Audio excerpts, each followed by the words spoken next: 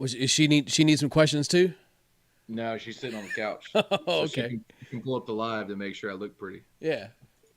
Right, babe? Well, thank you very much. Oh, handsome, not pretty. Okay. Yeah, there we go. Right. All right. Raven, come here. Come here. Yeah, we got a pup appearance off the rip. Let's go. Yeah, yeah, she's the pretty one. Come here. Oh wow, thanks. I'm chopped liver over here. You're gorgeous. Oh, okay, nice. Yeah. Yeah, there we go. There's the pup. I just kicked mine out of the room. Yeah. Everybody, YouTube, say hello to Raven. Raven. Yeah. Yeah. So, BP Hero Podcast, Season 8, Episode number 9, chatting with Matt Brady. Yeah, you're good. It'll come back, I'm sure. Okay. Big thanks for joining us. It's kind of a last minute thing. I got too many irons in the fire. I'm not going to lie to you. It's like I asked you about this and then initiated the conversation and then forgot to get back to you. But we're here. We made it. So glad to have you. I'm There he is. excited to be here, bro. Can you hear me? I'm almost frozen, but you can still hear. Yeah, you're kind of choppy. All right, so janky ass Wi-Fi. Just walked outside, and my camera's on Wi-Fi, so it won't be back up. If you heard that, I heard a little bit of it. Yeah, of course. When you know we go live, and then everything goes haywire. right? Yeah, it was perfect before this. Yeah. Yeah, he was there. He had the dog. He had everything. Got viewers rolling in, so that's cool. We'll give them time to get in here while you get your internet situation figured out there. So let's see. I can go ahead and pull this up. You know, actually, hey, there it is. You got it. Am I back? We're doing the thing. All right, so look, I tried to explain it, but I was pretty choppy, I bet. So Yeah. The wife walked outside to grab the cat, and whenever the camera gets tripped, it bogs the Wi-Fi down. Oh. It's something to do with the bandwidth, maybe, I don't know, but yeah, that's what happened. She tripped the camera, so it bogged the Wi-Fi down. But we're good now. Science and outside. Science and bandwidths and stuff. Just keep the cat outside. Or does the cat come inside? We got cats and dogs going on. The cat's in for the night. Okay. So it's kind of good that we got this started before my daughter had a chance to come in here because if she saw the dog on the screen, she'd probably be the one interviewing you about your dog. So yeah, for sure. I'll sit here and talk about Raven all night. I don't care. Let's see. I got somebody tell me the live chat's not working. Let's see what that's about. Let's see. Do you? There we go. Drink a choice tonight? Drinking anything? Water. Yeah, just water. Sticking with the water. It's some Laura Lynn purified water. Okay, all right. That's fair. That's Ingles brand. I know Ingles ain't everywhere, but no. What is an Ingles? Fill me in. So you're from the South, so stuff's a little bit different, all right? Yeah, it is a little different. It's like a little higher class Food Depot, but not quite Publix. Okay. So it's kind of in between. It's kind of like a Kroger. It's equal to a Kroger. You know, one. Okay, yeah. Okay, so yeah, there's a handful of Krogers. Where we're at. We got we're big Sam's Club guys. We got Sam's Club everywhere. Okay. Yeah, so that's more like Walmart though. Yeah. So they're on their own category. So sure. I was in Birmingham. You know what was everywhere that I haven't seen since I've been back to Missouri was Super Targets. You got Super Targets down there? Yeah. We don't have a Super Target in my town, but there is one not too far. It's like that's the pinky out stuff right there. Yes, that is pinky out. That's like that has a grocery store. It has the full-fledged Target in it. It has everything in there, everything you need. We just have a regular Target in my town though. No grocery, or there is some groceries, like 4 or 5 aisles, but sure. Nothing like Super Target that has 20 aisles. So, I thought I had somebody walking in. Okay, still got people filing in here. I was going to ask you something right before we got started. All right. So, a big football guy. You do football? Not really. I don't really have a team. Like I know football, I know the sport, I know what's going on, but I don't really follow anything. How do you live in the South and you don't have a team? Dude, You're not don't know, Georgia. You're not man. Alabama. You're not Auburn. No, dude, my mom graduated from Auburn too, so she would be so ashamed of me. She went to school with Bo Jackson and Charles Barkley. What? Yeah, she was in the early '80s when she went to Auburn, so yeah, she'd be ashamed. But I don't really follow football that much. Man, okay, I don't know, man. It's just the Braves are on. I'll watch every Braves game, but yeah. other than that, I don't. Dude, I don't really follow a whole lot of TV, movies. I just watch baseball and work. Yeah, That's yeah. pretty much it. I'm the same way. Like, I don't like. I'm sports wise. I'm into all the sports, but it's just kind of funny. Like everybody's like, "Oh, do you watch this?" You mentioned you don't watch a lot of TV or nothing like that. Like I watch YouTube. Everybody's like, "Oh, did you catch the new episode?" Like, no, I watched the YouTube video. Like, Yeah, it's just what I pretty do. much. But Yeah. it's kind of interesting. You bring up the football thing because like when I was down in Birmingham, it's like it was a rite of passage to like you had to answer Alabama or Auburn anywhere you went. You introduced yourself to somebody. It was like you couldn't do anything without them knowing. I'm like, what is going on down here? It's either Roll Tide or War Eagle. Oh man, it's so wild. Then you got the occasional Georgia fan in there. That's why I had to ask.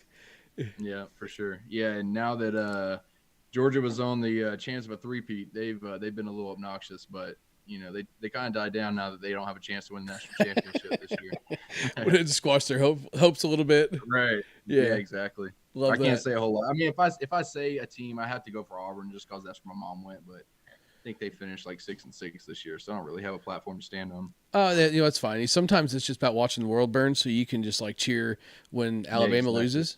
So Yeah. that's exactly what I do with the Chiefs fans, like the Kansas City Chiefs fans. They every time they lose a game, I'll post whoever player was the influential player to help them lose the game. I'll go ahead and that's what my Facebook Right. profile picture is Kadarius Toney because he screwed up on There that you call. go. Right. Yeah. So it's good stuff. So we'll dive into this here a little bit, just kind of get things started here. Got some viewers going. So Matt Brady, Louisville Slugger slow pitch guy, Conference U Triple SA. If you don't know about him, I don't know what kind of rock you've been living under. And real quick, so Chick-fil-A is one of the main sponsors of your team last year, yeah. Last year, yep. So John Natali was his name. Okay. Very, very good sponsor. He's an amazing dude. He did a lot for us and did everything he said he would and then some. So that's what's up. Can't really complain at all. So the question that everybody wants to know, do you get free Chick-fil-A nuggets? We get free Chick-fil-A. We get more than nuggets. Oh, okay. All right. Whole menu. It ain't just nuggets. No, it's like that's my spot though. Yeah. I love Chick-fil-A breakfast more than anything, to be honest with you. It's slept on. I'll say that. It's definitely slept on. It is slept on, and a lot of people don't know this. And I actually got posted in our chat today. There was like, did you guys know they had burritos? Dude, I don't know how you don't know that, but they have breakfast burritos, and you can get the spicy chicken fillet in the burrito. What? No way. Breakfast. Yep. Dang. I'm gonna have get to grilled chicken too. If you want a grilled chicken burrito for breakfast, it has the hash brown scramble mix in it with chicken. So it has like eggs, cheese, hash browns, and chicken chopped up. Dang. Okay. And they give you salsa on the side. Man, that's trouble for me. So I'm a fruit cup guy. I love the fruit cups. I gotta have the fruit cups too. Like You got the blueberries, strawberries, little mandarin oranges in it. Oh yeah, got to hit in the apples. Got to hit the apples. Yeah, the apples too. That parfait too that they have. You get the Greek yogurt parfait, and you get the little Oreo crumbles on it. Dude, I think this just turned into a Chick-fil-A commercial. Yeah, hold on, where's my Chick-fil-A hat? Yeah, we need a channel sponsor here. Speaking of hats, we had I want to say like 57 uniforms. And that's not an exaggeration. Not combinations.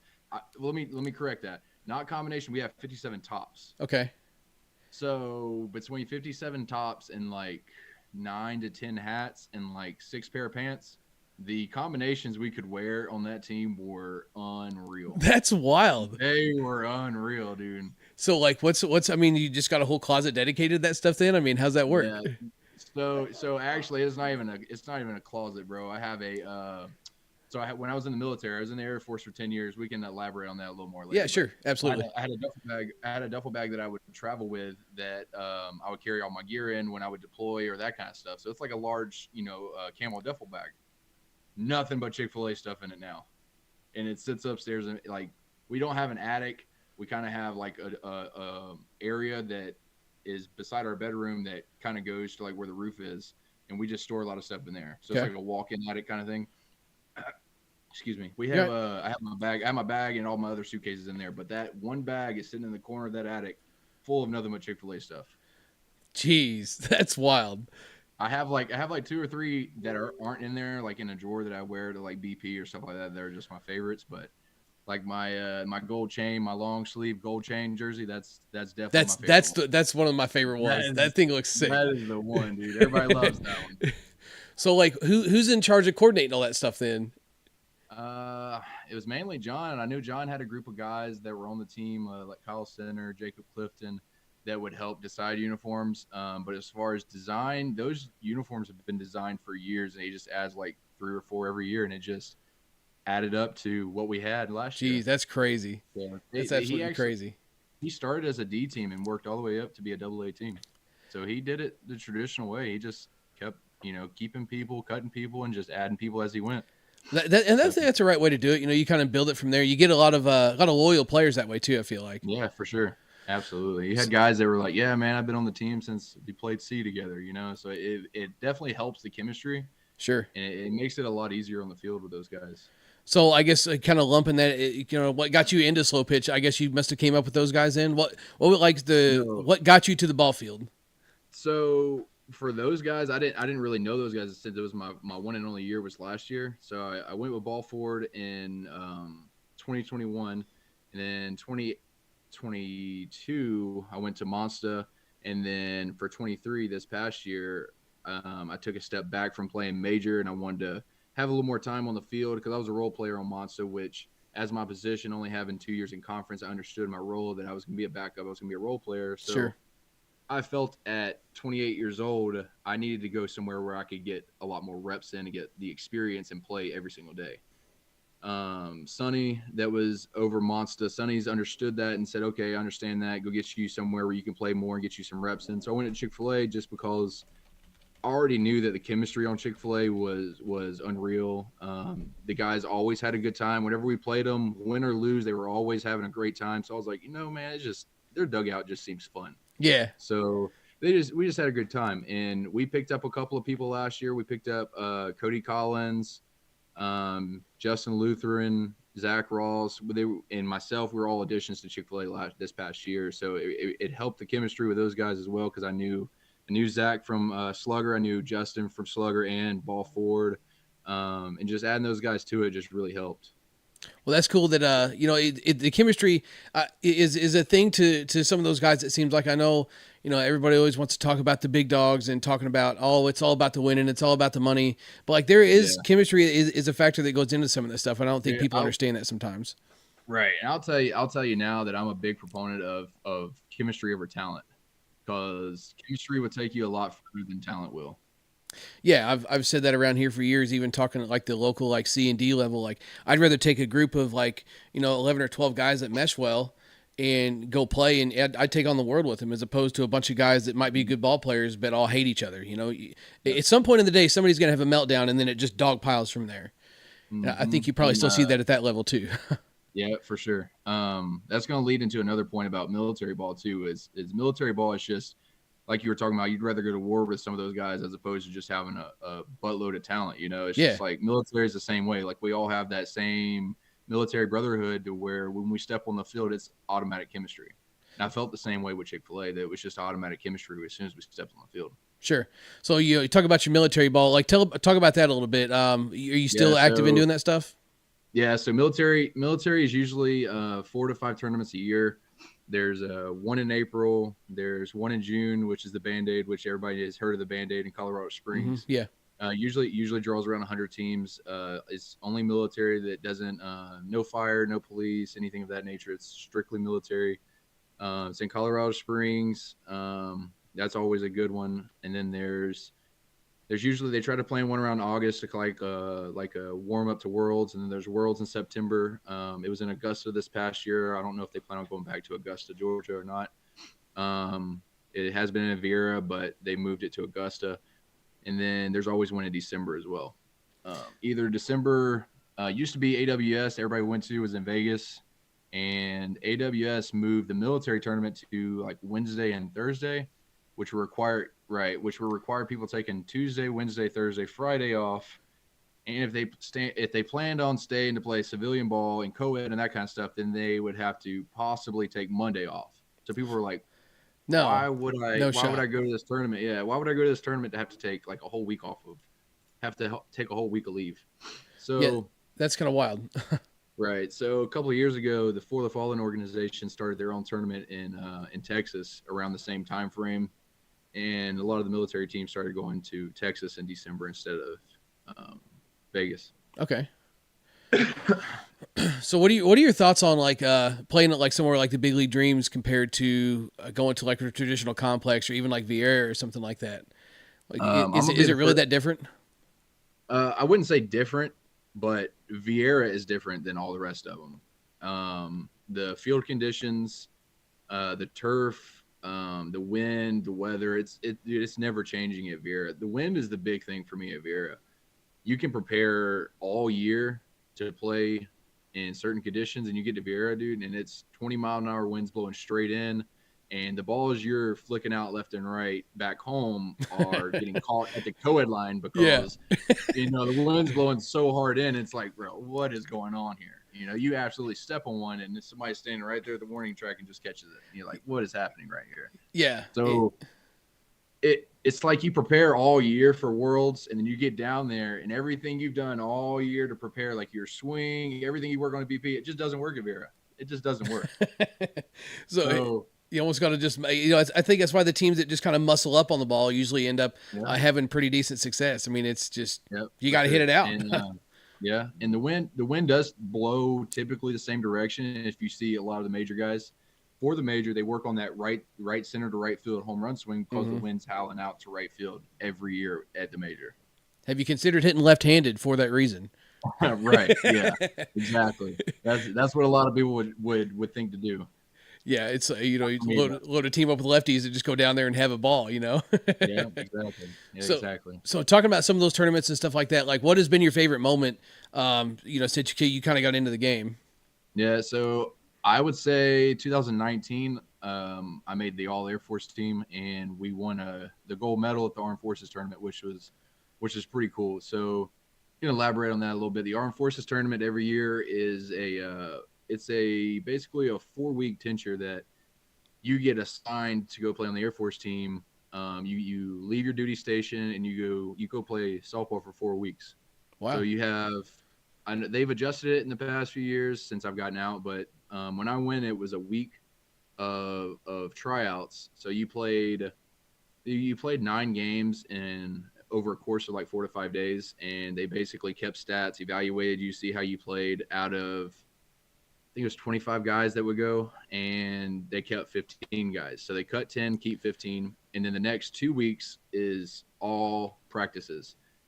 You wake up, you go to breakfast together, you go hit BP after breakfast, or you go have defensive training after breakfast. You come back, you shower, you hang out for a little bit, you go have lunch, and you go back to the field to practice.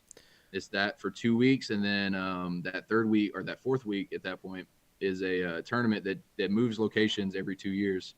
So whatever branch is hosting it has the rights to determine the location.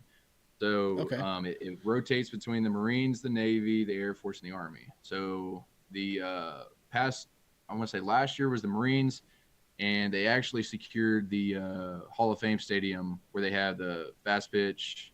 For Series. ASA. Yeah, where ASA A, B Nationals are in Oklahoma City. So they secured that field. So that's where they had it last year. So over 3 days, you play 9 games, and it's 3 games a day, and it's like a round robin setup tournament. So you have Air Force, Navy, Marine Corps, and Army all play each other in a round robin style tournament, and then the top 2 teams, based off a record, will play in the championship at the end for gold and silver medal. Damn, that's quite a weekend. Quite a weekend, whatever you want to call it there. I mean, obviously it stretches over the big time frame, but even just being down there playing against all the competition. So what is that? Is it just the 5 teams in all the branches, or is there 4 teams? Okay, so, 4, Coast Guard plays with the Navy, and the Space Force plays with the Air Force. Okay, all right. Oh, so wait, Space Force Combines gets in there too, huh? Yeah, Okay. Space Force is it's an actual thing. It's on the I have actually had people ask because I have the logo on my bat as well. Okay. So it's actually an official branch of the military now. So it like if you go down to Vieira, the like 2 exits south of Vieira is it says Patrick and it says SFB. And that stands for Space Force Base. Okay. Interesting. So it used to be Patrick Air Force Base, but since they're a Space Force detachment, then it's Space Force Base. Oh, speaking of military, got Mario Foster checking in the chat here. I think What's he got a. Yeah, Mario's my spring training buddy. Okay, cool. Yeah, me and him go down to spring training together. He's he's a super good guy. I was just working on. He sent me his senior bat. I'll be posting. You're Louisville guys, so say whatever you want. But Hey, I've heard. No, I'm not gonna lie. I've heard great things about his senior bat. dude, so that's kind of funny. I was talking with him. We've did a couple of Eastern reviews, and he reached out to me, and he's like, "Hey, look, I know you didn't like a couple of the Eastern seniors that you did, but he's like, I want you to try mine." He's willing to stand behind you. He's a talker, man. That dude can sell ice to an Eskimo. Yeah. So I think he was coming here trying to see if that review would be done tonight. I got busy, like I said, with my kids' finals and stuff. So I didn't want to lump the videos here too close together. But yeah, Mary's a super good guy. It's cool to be able to share that experience with him, I'm sure.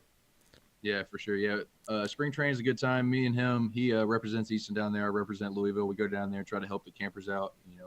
Help their swing, throw them some BP, show them some drills they can do at home, that kind of stuff. It's always a good time down there. That's something I'd like to do. That's like a bucket list thing for me. I'd like to be able to go down there and do that just to have the experience, kind of bumping shoulders with some of the other guys and hell, anybody can stand to get better, right? Yeah, absolutely. I think everybody needs to go into something like that with an open mind, willing to get better. Right, and it's a good time just kind of socializing, hanging out with a lot of people that share the same interests as you. Sure. So, kind of talking about some of that stuff. What is there for a baseball background for you when it comes to that kind of stuff? It's really not much. I grew up playing baseball, travel ball when I was young. I played in my local rec leagues, that kind of stuff. Mm-hmm.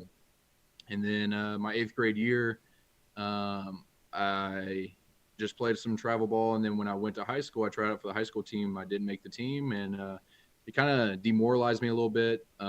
Just kind of stopped playing baseball. Went in a good headspace, and I was like, just screw baseball. I'm just done. So I just hung out in high school. I did a little ROTC because I didn't really fit in with ROTC because it was some strange individuals in there. Let me just say that. And I knew I was going to go to the military because my granddad was Air Force for 37 years. Basically, they had to kick him out. They said, "You can't stay here any longer. You have to leave." Oh, wow. It got to that point. They're like, "Dude, you're already the highest rank you can be. You've already been here for 37 years. Just go ahead and get out. Take a break, dude." Yeah.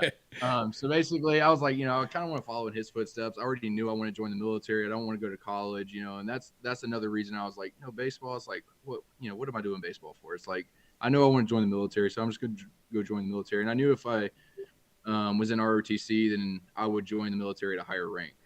So as opposed to if you're ROTC, you join as a E3 and 71. Okay. Basically. So kind of gives you a little bit of a leg up there, then you get started. Yep, for sure. So when I was in high school, my actually relates to my granddad again. I think it was my senior year.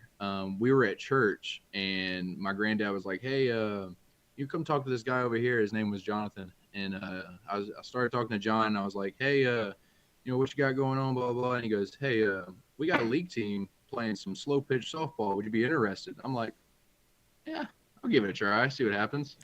Dude, by the week 3 or 4, I was playing 4 games every Saturday night.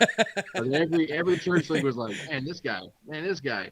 We need players. Can you Can you play the next game too? Yeah, hey man, we're gonna have old 70-year-old Ron over here. He's gonna sit the bench. You're gonna play with us. And I'm like, all right, dude, sounds good. Oh man, you got 17-year-old out here replacing 70-year-olds. I was like, dude, I'm all about it. Let's go. That's hilarious.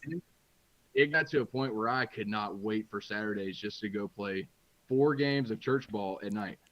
The league was so bad. The fields were 275, and probably about week 4 or 5, I hit my first home run.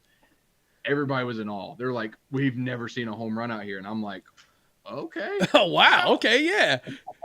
They're like, "Dude, stop hitting home runs. We have 2 balls. And I'm like, I will go get it. And I was like, what have I got myself into? So after my first home run, one of the guys was like, hey, I play league ball down here. I'm like, what is league ball? They're like, I play league ball over here at this other park. So it's at Al Bishop. So when they used to have the conference tournament in Atlanta, it was at Al Bishop, and they have league there during the week. Okay, so that's why that sounded familiar. Okay. Yeah. So the Cut 4 Classic used to be, I think it was Memorial Day. It was around Memorial Day every year, and it was at Al Bishop Park. It's a beautiful complex. The lighting is terrible, but the complex itself is beautiful. And then he was like, "Hey man, we got a league team over here at Al Bishop. Would you think you'd be interested?" I'm like, "Yeah, I'll give it a try." So I went out there, played a couple of games. Definitely more competitive than my granddad's troops. Yeah. They had more than 2 balls. Let me go ahead and tell you that. Softballs. So after that, I joined the military. I played a couple of league, whatever. I played 2 or 3 league games over at Al Bishop, and ended up joining the military. So when I joined the military, when I got back from basic and tech school, I joined the reserves. So when you join the reserves, you basically wherever you sign up, which I signed up in my hometown, you go back to your hometown to do your job. So there's a base that's probably from where I grew up. It was like 15 minutes from where I grew up, right outside of Atlanta. So I just started doing my drill weekends there, and they ended up activating me. They said, "Hey, we need some help in the shop. Would you be interested in working full time?" And I was like, "Sure." I'm 18 years old without a job. So yeah, absolutely. So I worked there full time, and as I was there, I was like, man, I know there's softball is popular in the military. I have to figure this out. So I started going around trying to find somebody, and I eventually found this guy local to Atlanta. His name was Scott Douglas. And there's a little Easter egg on my bat. If I don't know if you have one around you or not. Let me run and grab it real quick, actually. Okay. Yeah, go grab it real quick. Keep talking. Keep telling your story. Yeah, for sure. So I found Scott, and Scott goes, "Hey man, I played some A ball, I played some B ball, and you're pretty dang talented. I want to bring you out to a tournament. I want you to come play some tournament ball." And he brought me over to his league team. There it is. Yeah, beautiful. All right, here we go. Now he can hear me. That thing is gorgeous. Look at here. Look at here now. Oh, you got one too. All right. So Scott Douglas, what I was telling everybody else. So Scott, he said I ended up finding him around the base, and he goes, "Hey man," he goes, "Dude, you're extremely talented. Do you ever play baseball?" I was like, "Nope, I just played some slow pitch." So if you look on the end cap, not on the end cap, like towards the end of the end cap. Oh yeah, I see it. SP43. Let me get it here. So yeah, that's Scott's initials. Okay, I wondered what that was. Okay, I didn't know if it was I added a little message in there, or a little Easter egg, basically. Yeah, that's what's up. So that's Scott's initials, and that's Scott's number that he wore. So okay. So Scott found me, and he goes, "Why don't you come out to the base field and take some BP and stuff?" I took one BP with him. He just kind of went, "Huh?" He's like, "You want to play some tournament ball?" And I was like, "What's tournament ball?" So. He kind of crafted me into the player that I am today. And Scott's actually a guy I just had dinner with earlier that was talking about that buy-in. Oh, okay, cool. He kind of crafted me into the player I am today. He kind of guided me, told me, what to do, what not to do kind of thing. He played basically conference before conference was even a thing, because he played A and A major before they called it conference, before pitchers were wearing face mask, before there was a 5-man, all that kind of stuff. Yeah, before pitchers looked like hockey players, and yeah, exactly. Always running their mouth, But yeah, so he found me through that, and the rest is kind of history. I played with Scott for about 4 or 5 years in E, and then I'd say 2017, I played D. 2018, I played. 2020 I ended up playing C. So I did play a couple of years of D. Then I played C in 2020, and then 2021 was ball forward, and the rest was conference. So you made the jump straight from C to basically the conference in. Yeah, C to A. So in 2020, I played C with a local team, and we ended up getting third at SeaWorlds at Vieira. Oh, nice. We went like 7-2 or something like that, something crazy. And the team that beat us twice was freaking Silverbacks, Oh, which naturally. is Rockeron today or Roof X. Yeah. And it was the Silverbacks when they were all damn 17, 18 years old. Now they're 22, But it still have the same amount of energy too. It's wild. Yeah, it's crazy, dude. But yeah, they beat us twice. We were up pretty good in the first game, and then all of a sudden they didn't stop running. There's no such thing as a double with them. If you hit in the gap, it's going to be a single. Yeah. But yeah, they end up beating us twice. I got all tournament at SeaWorlds. I picked up a Slugger contract while I was down there. Jason Legault signed me. He said, "Hey, I think you have some potential. I want you to swing Slugger." Blah blah. After that, in the off season of 2020, we were at an off season tournament called Lake Point. It's a little basically a baseball complex that Perfect Game uses in North Atlanta. Carlton Griffin, which was at the time was the U-Trip director for Georgia. Now he's the WSL vice president. Oh, okay. He said, he goes, "Hey Brady," he goes, "I watched you a couple of times at the Lake Point tournaments, and he said you are flicking them out of baseball fields." He goes, I think you're ready for conference." I said, "I'm ready whenever you are." So he hit up Tommy Ball. And he said, "Tommy," he goes, "there's this kid that around the Atlanta area that I think he's ready for conference." So Tommy called me, and Tommy said, "Hey, there's another tournament at Lake Point, and I need a middle infielder. Do you want to play?" And I was like, "Yeah, sure." So I had a double and 3 walks the first game with Tommy, and he goes, "Hey, I coach an A team. Would you like to come out and play conference next year?" And I was like, "Sure, Sure, why not? Yeah. yeah, If it's paying, you're playing, right? yeah, exactly." So I was like, "Yeah, sure." So the rest is history. So that's kind of interesting. I wanted to kind of like segue to that at some point. That I remember Ken Van Bogert saying in one of his spring training videos that you had no baseball background. And Yeah. I think a lot of people think the conference and in slow pitch in general is it's all the washed up guys that were D1 baseball players or some kind of minor league washout or something like that. But there's people that legitimately just were good at the sport and decided to start playing. And I think that's something that it maybe is a benefit too. You don't have to fight when it comes to your swing. I mean, obviously when it comes to some stuff, it's the same, but you don't have to fight some of the baseball tendencies in a swing because you never learned them, right? Yeah, exactly. I mean, I did play a good bit of baseball growing up, but it stopped at 8th grade. Sure. Yeah. Right. You were really young. I mean, by the time you're 17 or 18, you're. Yeah, exactly. So I started playing slow pitch at 17. So I was already developing a slow pitch swing at 17. A lot of people, I tell them I'm going in my 4th year conference, but they don't correlate the two that I've been playing slow pitch since 2011. Right. So that's going on 12 years, So it's like, you've only been playing conference for 4 years with no baseball background. Yeah, dude, I've been playing slow pitch for 12 though. So yeah, step aside, kid. Yeah, exactly. So talking about going from C to the conference level, like, what do you think the biggest difference is? Like, what was the first thing you noticed that was like, oh, damn, like this is different? Yeah, just the pace of play, really. Another thing going to conference is the A teams are going to be playing the major teams, which the talent level from A to major is quite a jump. So that would be equivalent to, showing up on the weekends and you're an E team having to play C and B teams every weekend. Right. That's exactly the same, which I do enjoy it because it makes you better playing against those guys. Sure. But at conference events, you have B, A, double A, and major playing against each other every single tournament. So that's basically like the big difference between local ball and conference is you have all the top ranked teams playing against each other as compared to just the C teams or just the D teams or just the E teams. Right. So, you're at shortstop playing C, you have a ball hit at you relatively the same every time. But when you're playing A, you have a major guy that ball is not coming at you like anything you've seen before.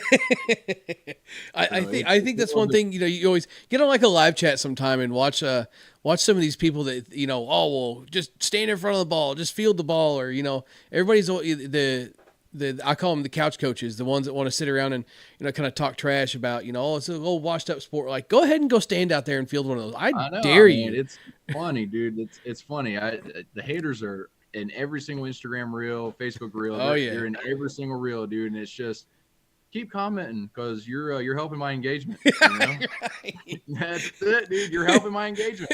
You don't understand it, and that's fine. But keep commenting the hate because Yeah. the more you comment, the more money goes in my pocket. You're fixing the algorithm. That's Exactly. it's when I get people like I've had a couple this week, kind of talking about those Easton senior reviews that I did. I'm not going to get into that now, but the opinion was unpopular. I'll say that, especially for the price point of the bat, whatever else. Getting some pushback, especially from the senior crowd, but like they're on here saying you're doing this, or you're doing that, and you need to do this. Well, I'm sure. You know what? Fine. I am a troll. I will argue. I will come out from under the bridge and I will argue with you because when you respond, it just helps the video. Exactly. So I'm all for that stuff. Right. So me and Pete runs the Swing Cartel page. If I know you've seen the Swing Cartel pages pop up. So me and him did a little promo for my bat a couple of days ago, and in the video that's getting the most hate, it's like, so I was talking about the difference between a cut swing and when I need to swing for a home run, basically. And so I had a couple of cut swings in the video, and then they're like, show me one that where you need a home run. So I hit one, and Pete goes, "Oh my god!" But he wasn't saying "Oh my god" because it was a home run. Like anybody can hit a home run. He was saying "Oh my god" because you can tell in the video if you really look at it, but the ball had no spin and it probably moved.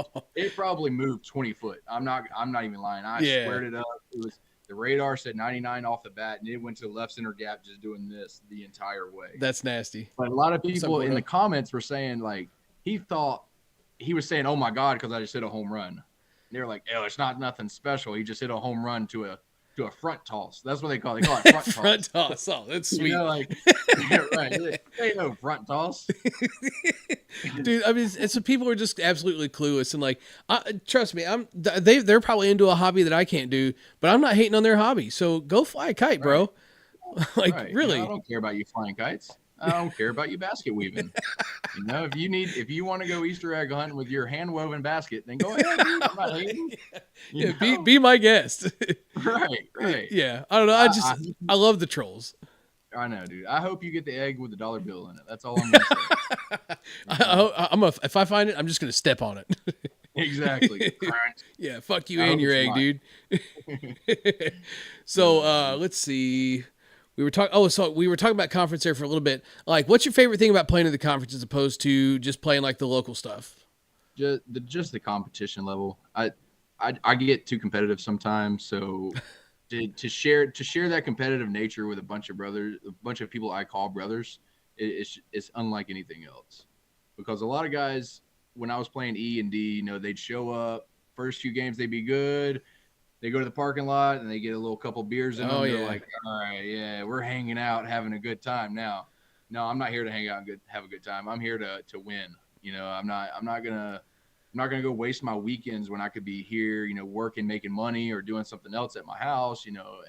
Renovating my house or cleaning something up or fixing the yard as I'm getting sideways looks from the wife.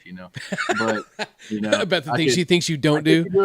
Right. I could be doing anything else, but I'm not going to go waste my weekend away by, drinking and not competing. Yeah. At that level, especially, I'm not going to go out there and go 0-2 every weekend. That's just a waste. Sure. And that's super frustrating too, to be the guy that puts in, at the local level, to be the guy that puts in all the work and, goes and makes sure you get the swings and you're ready for the weekend. And then you show up and you got two guys like, well, we haven't swung since the last tournament. And it was like 4 or 5 weeks ago. And, that same guy's got a beer cracked open before the third inning. Yeah. It's like, damn. I will say that, dude. I will say that about the military guys. I love them to death, dude. But I get on the field with those guys and they're like, man, I ain't picked up a bat since June. I'm like, bro, it's December. Oh, God. What are you doing? There's surely somewhere in there. Man, I just been hanging out. Dude, we're here to win. Sure. We're not playing military rank over here. This is military A, but I love them. I still love them. Sure, you got to. I can't do that. So I'll give them shit. Oh, you got to. You got to stay on. That's one thing that anybody, like, if you ever hit BP with us or you're playing, I don't do it so much at tournaments unless it's just some kind of laid back, but like BP and leagues and stuff like that, or like the laid back tournaments, like if you're on my team and you're in my dugout, you are susceptible to the smoke. Oh, I mean, man. the shit talking and The It's Chick-fil-A this past year, dude. If your skin was not a couple inches thick, you were not going to make it alive. I can assure you that, dude. uh, We talk more shit to our own guys than we did other teams. oh, absolutely. It's fun, you know. Yeah. It's one of my favorite things to do. So my BP buddy, we used to play on the same team together, and we used to have this guy. He was our designated drinker, I'll say, and anytime he'd fall behind 3-1 in a count, like he's he gets close his eyes and throw a strike, but he's working, so he falls behind 3-1, and the first thing you hear out of the dugout is strikes are cool in this league. That's the first thing he says. Exactly, dude. That's what it's about. Yeah, you got to keep him honest. Yeah, that's what it's about, dude. So you talking about your favorite thing about the conference? What is? Let's hot take here. What's one thing that if you had the choice, what would you change about the conference? Man, that's tough. There, that is really tough. I wouldn't say there's one specific thing to change. I don't know, man. That's a tough one. You should have looked over the questions, huh?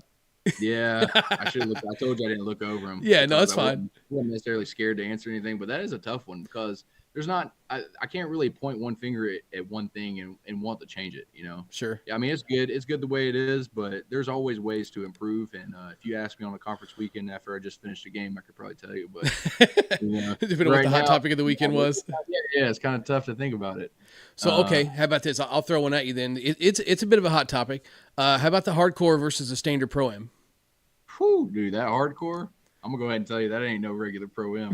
No way. So I got a couple of dozen for league ball too, and all the league ball rules say it has to say pro-am on it. You know what the hardcore say on it? It Pro-am. Pro-am. When we go out to league ball, and them balls are jumping off the bat. Yeah. They're like, "What are you all hitting?" I've said, "Oh, dude, they're just pro-ams. Don't worry. I need those back." Look at it. Yeah. Hey, those are $10 a ball. Go get them back. You know? It's like, yeah. Yeah. No, dude, the hardcores are the much better ball. They're a much better ball. It's not even close. As a fielder, how do you feel about that? I mean, the less time I have to react, the less likely chance I am to fuck it up. That's the way I think about it. That's the way that's fair. I mean, if I don't have to think about it, I'm going to make the play. Sure. If I have to think about it, I'm going to sit there and my hands are going to do all weird stuff and everything. I'm just not going to make the play. Just try to do something fancy, think you got time to turn your body or Right. We used to play with a guy. He'd play third base even with the bag. It's like, man, what are you doing? You trying to die over there? We finally talked him into moving back. He moved back for like 2 games. And after the second game, we're like, dude, just move back up. It's okay. Yeah. You're good there. Dude, when I was in tech school with the Air Force, I remember I was in Texas playing in North Texas, Wichita Falls. There's this dude going back to the 70-year-old Ron guy that I was talking about. This dude had to be in his 60s. Had the old cutoff ball pants on, high white socks. Oh yeah. Just black Nikes that went up above his ankles and stuff. Doing this. right even with third base. I'm like, what is this guy doing? He's gonna get blew up. Yeah. Never saw the balls that went by him. Never even seen him. And he still never moved back. I'm like, what is this guy doing? Death wish. Some people just have a death wish. I'm like, I'm only here for a couple of months. I'm not saying a word. Yeah, right. I'm making the plays. I'm gonna go hit the ball and I'm going back to my room. You're right. But, yeah, that guy, I don't remember that guy's name, but whew. But you've also been caught off guard by the guy that sucks all that stuff in too, right? Yeah, I have, yeah. There's been a couple of guys that'll sit over there and don't like they're paying attention. All of a sudden it's pow, and they catch it. I'm like, yeah, sounds good. Yeah, okay. Yeah. So, Sure. how long have you been swinging Louisville? Like, if you had what's your favorite bat of all time? Obviously, you can't answer this one. Yeah, I won't say that one. That's my favorite though. But no, so it's actually funny. My very first bat I bought was a D2E exclusive Z2000. Oh, okay. Z2000 Plus, the lime green and white one. Oh, dude. The hype. Yeah, dude. I got one before I even knew what a rep was. I paid $299.99 plus shipping right off the D2E website. And I was like, hey, first softball bat, cool. That's actually the first bat I hit a home run with at that league ball, that church league that people started bitching about. Oh, okay, all right. So they didn't give a damn about stamps on bat until I pulled that when I started hitting home run. Then you had to use the old Walmart bat again. Yeah, then they wanted to say, oh, it's ASA only. I'm like, well, I don't even know what the hell that is, dude. Yeah, right. I don't even know what that is. That's funny. So yeah, I'll probably say either that one or the all black, the 220 APG. Oh yeah, that's a good one Because too. that all black APG is the one that I was swinging at Lake Point, where I was flicking them out of the baseball fields, and that's when Carlton came up to me and had a talk with me. That's the bat I was swinging. I was like, dude, this bat's hot. Spicy. You know? Yeah, those This are bat's fun hot. ones too. Yeah. That's so the was it the Z? You had the Z2000 plus. Did they come out with another one too? Shortly after, I think was it the Z4000 maybe? There The was a Z4000 plus. Z3000. There's a Z3000. There's a Z4000. There's a Z5. The D2E came out with another. It was like another one of their pluses Yeah, though. it was a. I want to say it was a 3 plus. I want to say it was a Z3000 plus. Okay. Did you ever get one of those too, or no? I did get one of those. I did. I got the pink one of those. Okay. I had the green Z2000. And then when they re-released them, I got the pink one, Okay. which was the balance model. Right. But you did ask how long I've been swinging Slugger. So that was the first bat I bought in. I swung everybody else's bat in 2011 when I played, and then 2012 is when I bought that Z2000. And I swung Slugger probably for like the next 4 to 5 years, and then I swung a Combat Gilt, the black Gilt, when it first Ooh, came out. yeah. And I was like, "Oh my god, what is this?" Dude, that bat was smoking hot too, but it lasted like 60 swings. So The best 60 swings he had in a long time though, wasn't dude. it? I had people turning their heads when I was hitting that ball. After league one night, we were just hitting some BP on the field. They're like, "What are you swinging?" I'm like, "I don't know, dude. I just picked it up for like $100." Yeah, right. Yeah, they were dirt cheap everywhere. Yeah, Yeah. that was a good one. So I swung that bat for a little bit. Probably didn't last a couple months. Then I fell in love with the Vet. I think it was one of Travis Clark's bats. Okay. When before his name got as big as it is now, it was the all white and red one. At the time, I was selling custom gloves for S2N, which Travis runs S2N. Travis Clark does the custom gloves. So I did it. I bought the Easton Vet to help support Travis since it was his bat, and then I started swinging that bat, and it was incredibly hot. I was like, dude, this thing is crazy. That was the Fireflex before the Fireflex with the Fireflex. Yeah, to say you got into the Eastons at the right time. Yeah, it was the Fireflex technology, but it didn't really say Fireflex anywhere on the barrel. Then they came out with the Helmer Flex, the black Reckoning. It was a Reckoning, and it was called a Helmer Flex. And they was like, okay, Flex. Then they started catching on with the Flex, and then right after that's when that blue and orange Fireflex came out. Oh yeah, then all the date codes and AE, yeah, AF, who gives AF? I mean, that's right. But as soon as that blue and orange came out, I went back to Louisville. And I was like, okay. And then I started swinging the Super Z. I think it was like Kevin Kennington's model of Super Z. It was blue. Yeah, blue and red, right? Yeah, or blue and orange. It was a tank. I actually have it in the shed because it's a freaking tank. You can hit it in the wintertime. You can hit hard balls. You hit launch 650s with it. It is a absolute tank. So I swung that one. If you put a lot of swings on it, they were actually pretty hot. Not anywhere close to a 20 hit Fireflex, but they were hot. My 2000 hit Super Z was pretty comparative to a 20 hit Fireflex. I will say that. Yeah, right. But I love the fact that like you just no bullshit. It's like the 20 swings and they're just pissing fire, but they're probably failing compression too. Dude, exactly, dude. Those things would drop compression so much they end up getting bad to a point. Like there was batches that were testing like 115, 110 on the tester. I'm like, dude, that needle's not even moving. And you would go out to the field and hit with it, dude, and it sounded like the old was it Sammy Sosa or Mark McGuire that had that blue hollow bat that you would hit with, and it sounded like super loud. It was almost like a 2-liter bottle.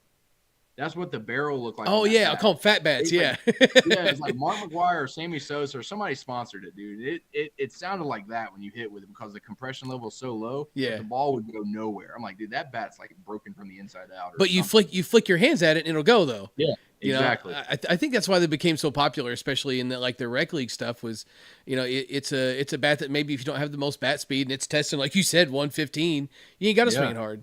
Yeah, you can hit just like that. Sure. And blow it up. But then the Kevin Kennington model, I swung it from like 2017 to about 2018, 2019, and 2020 is when actually there was a red bat in between that too. I picked up a DeMarini.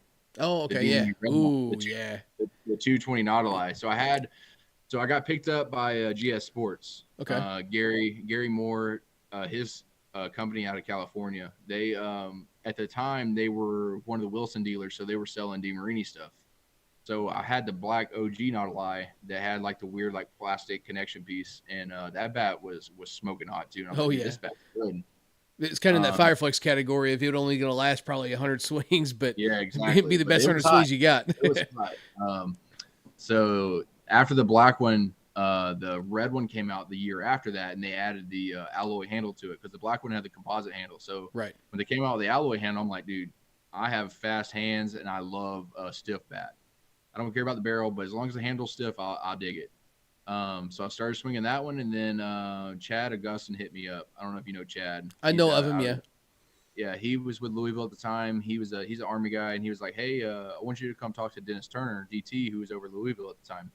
He's like, "I think you'd be a great fit with Louisville, blah blah blah." And I was like, "Okay, cool." So he gave me a first responder, which was his signature bat. It was the white Louisville. It said first responder on it. It was kind of like red and blue.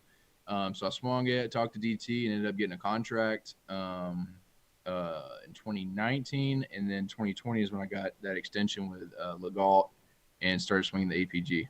That's what's up. Now, one bat I am a little disappointed to hear wasn't in there anywhere. The Sonic Plus. You ever mess with the Sonic Plus at all? I did buy one, but I never swung it. It Oh. felt like a wood bat in my hand. You got to get. That's one you got to give 3,000 swings for sure.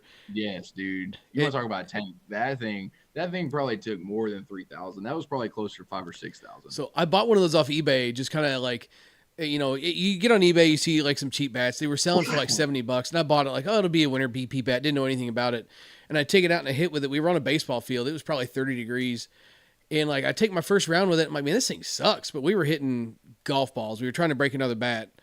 So I'm out there swinging this thing, just kind of shits and giggles. But it was so cold, I guess, and those balls were so hard. Like it got pretty good by the time we got done, and I ended up gaming it for almost a year just because it was finally testing 240, I think 240, 245, and then stayed there all year long. But until it got cold again, then it started dropping again.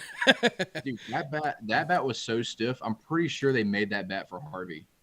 Yeah, When it could be. When Harvey swung Louisville, that's what he swung, was the Sonic. Mm-hmm. Back on Bachman. That's what he swung. And that bat even weighed heavy. Like the 27 weighed like 29 ounces. Like, Yeah. what is this bat even for? And I'm not a big like tinfoil hat theory guy sometimes, but like I feel like that the heavier ones are better. And like you said, I think just because they were so heavy, like I had a 28.5 and it was just nasty. And then somebody got a 26.5. I'm like, this thing's all right, but the heavier ones definitely make a difference in that, probably because the barrel's so damn stiff. Yeah, exactly. Sure. So what led you to? Let's talk about that. Kind of bat specs guy. Like you talk about having some balanced bats and stuff earlier. What led you to the 12-inch full ounce? Well, when did you make that switch? Are you committed to that? Obviously you are, but like, is there no looking back? Are you a full ounce guy for life? Yeah, so I'd like as much end load as I can get. It's not legal, but I just want to take this end cap off and even add more to it. I did forget a bat. Mixed in with that vet that I had a 100H, the Helmer, the black and red. It was a 30 ounce with a 4 ounce end load. Dude, those are wild. It was a 30 ounce with a 4 ounce end load.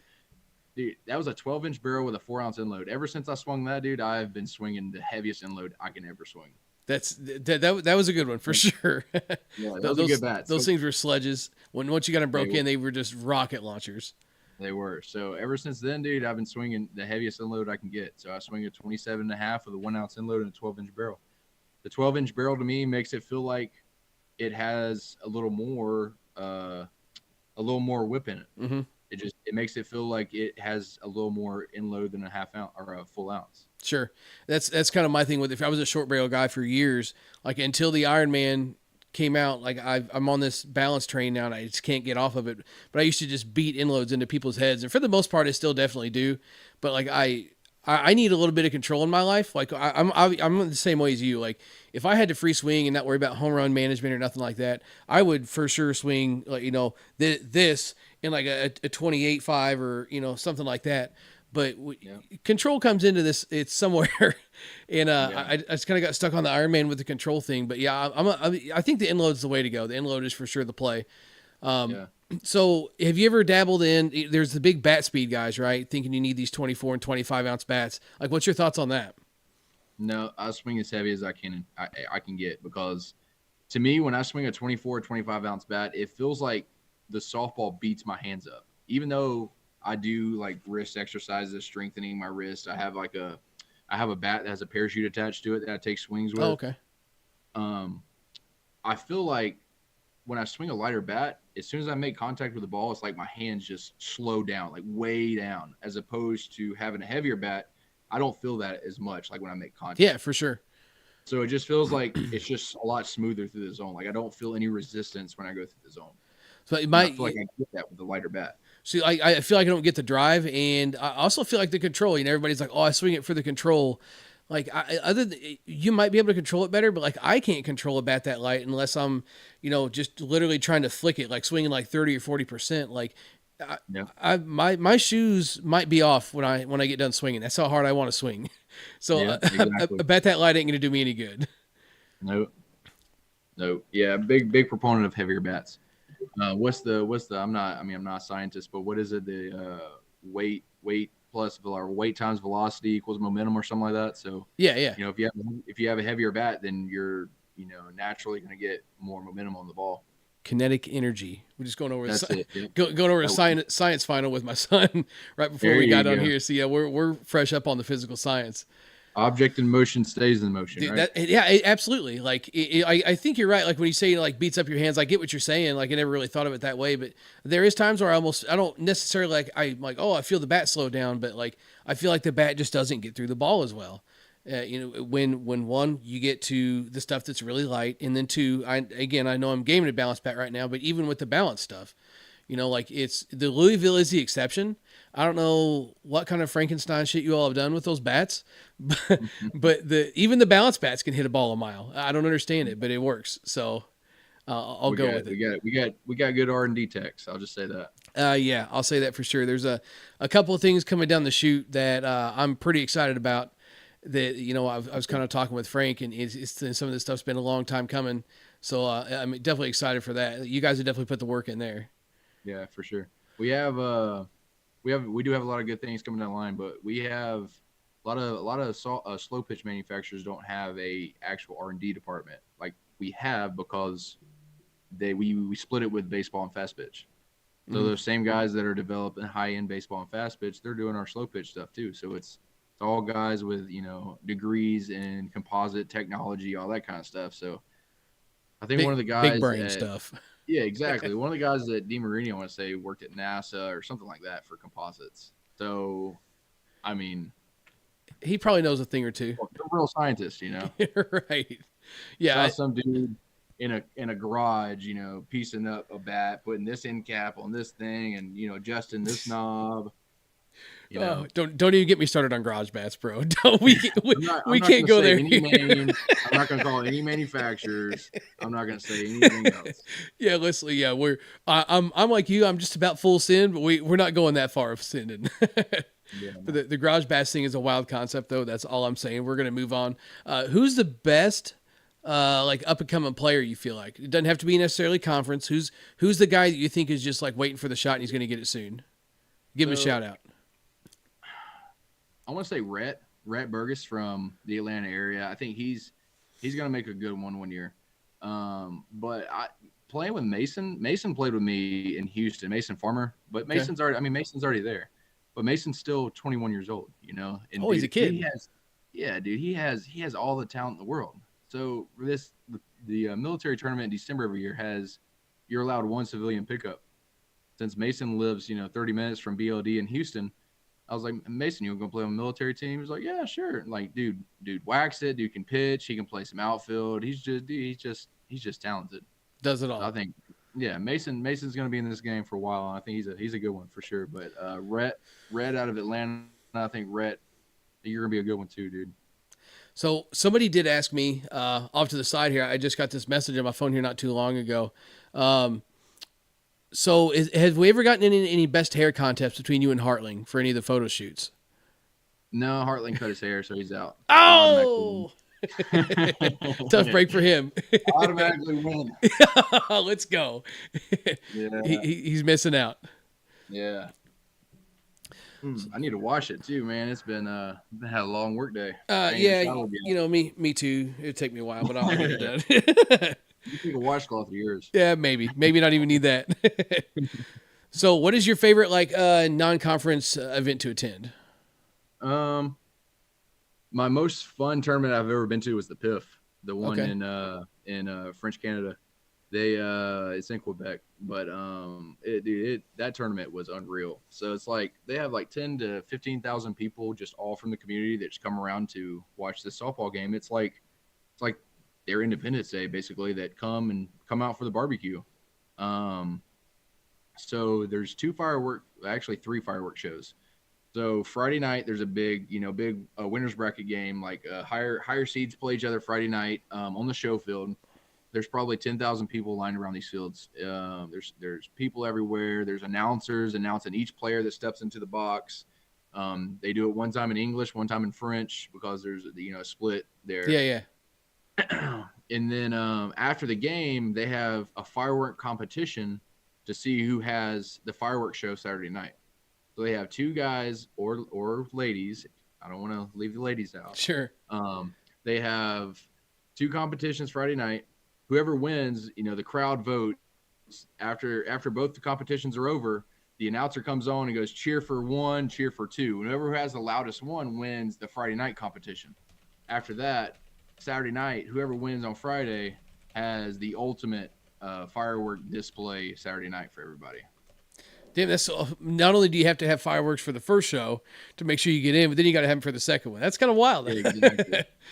So, there's food vendors everywhere. There's the show field is nice. There's a home run derby. Dude, it's just an incredible atmosphere.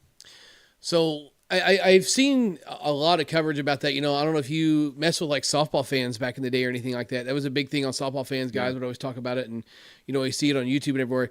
So does that tournament go through the night, or does it just run really late? No. Yeah, no, it just runs late. Yeah, okay. No, it didn't run through the night.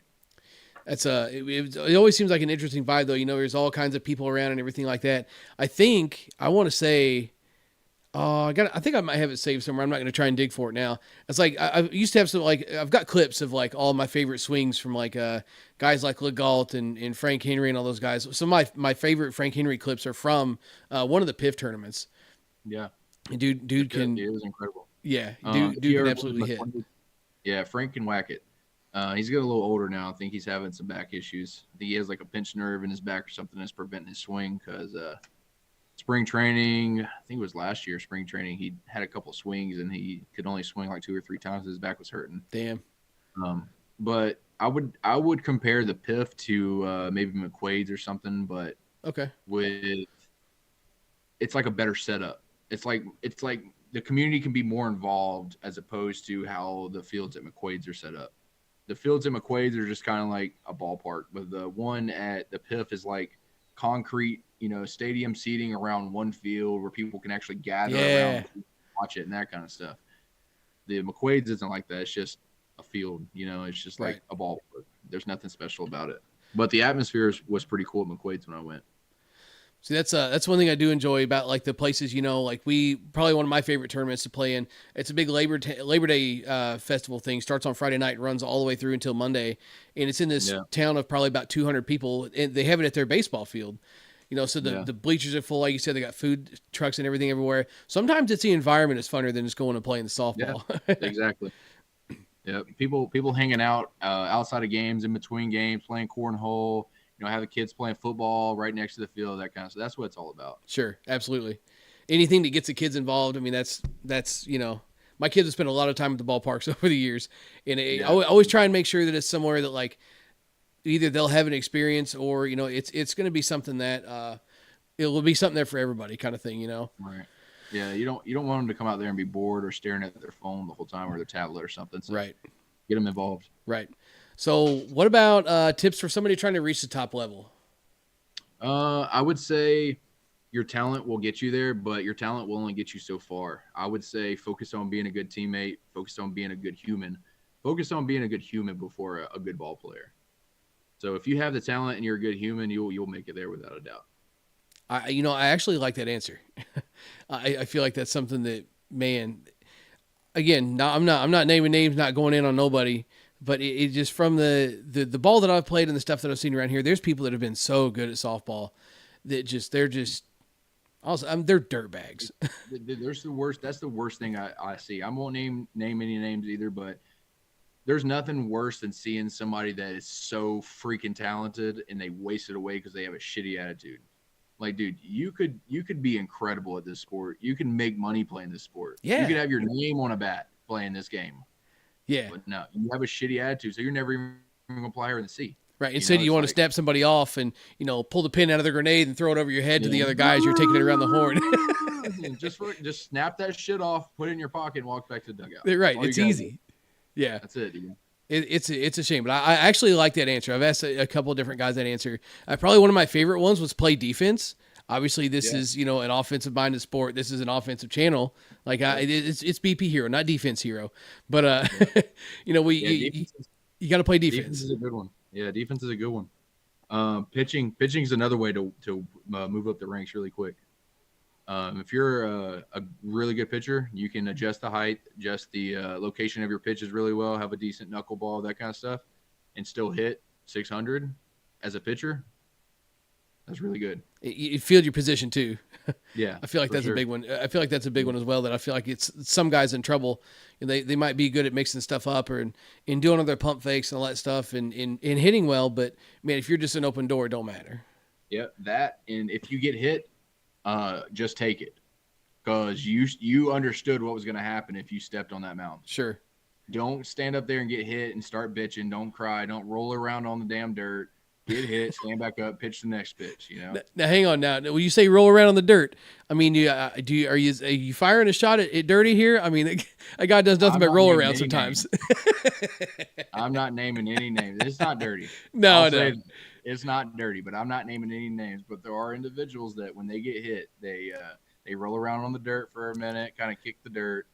Just wear that shit, stand right back up, and pitch the next pitch. I feel like Brad Reckert was we're not going to get into that whole scenario, but Brad Reckert was a great example of that when he got hit.